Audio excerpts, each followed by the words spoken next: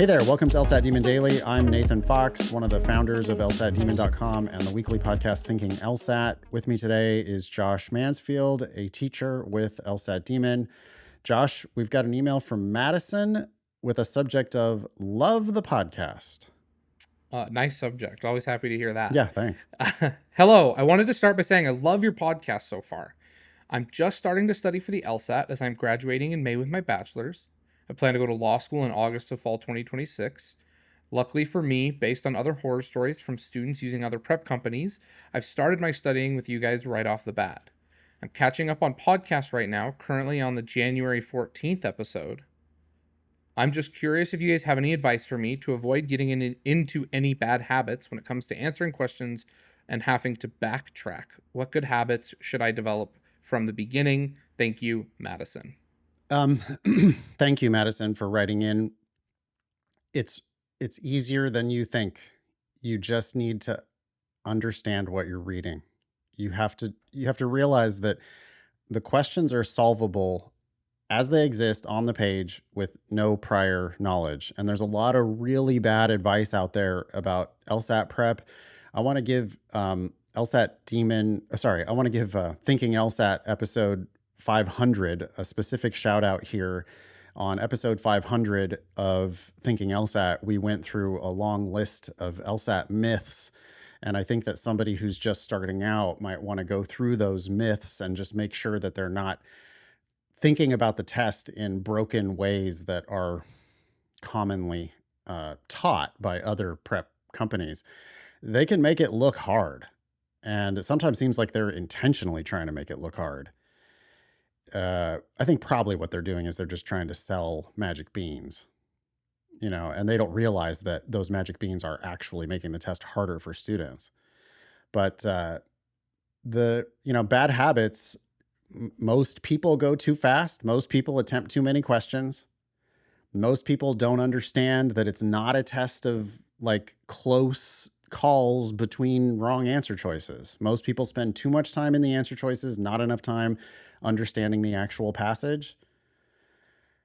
So spend more time understanding what you're reading, more time predicting the answers to the questions, and far less time just grinding out comparing answer choices to one another.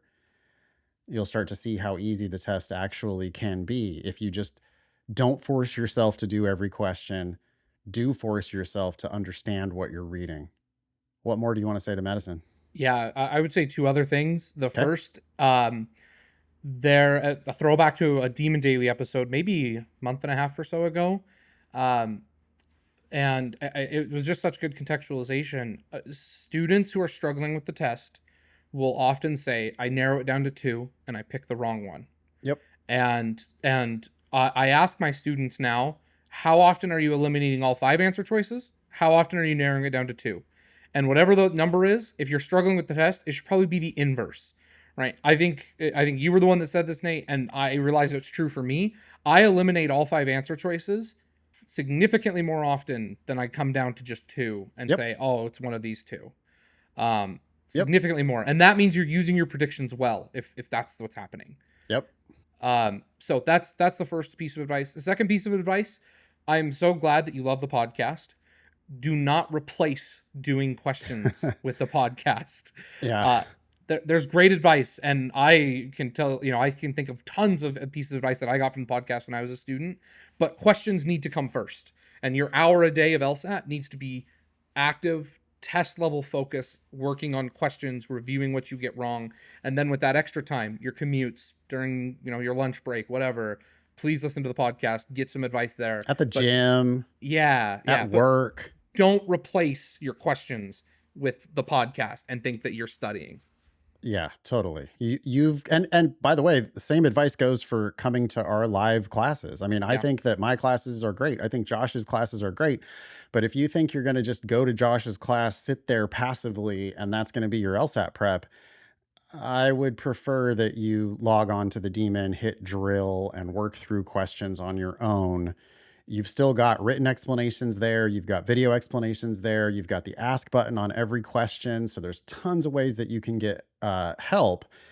But the critical part is that you need to practice solving questions yourself, because that's what's going to happen on the actual test. You're just going to see question after question after question, and it's going to be just you and the page, and you're going to have to read it carefully.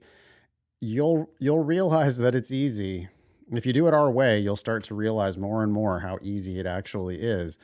But you've just got to read it more carefully than you're probably used to reading things. Anything else for Madison? Nope. Great. Thanks for writing in, Madison. Email daily@lsatdemon.com if you'd like to ask us a question or share some LSAT or law school admissions news. Thanks for listening.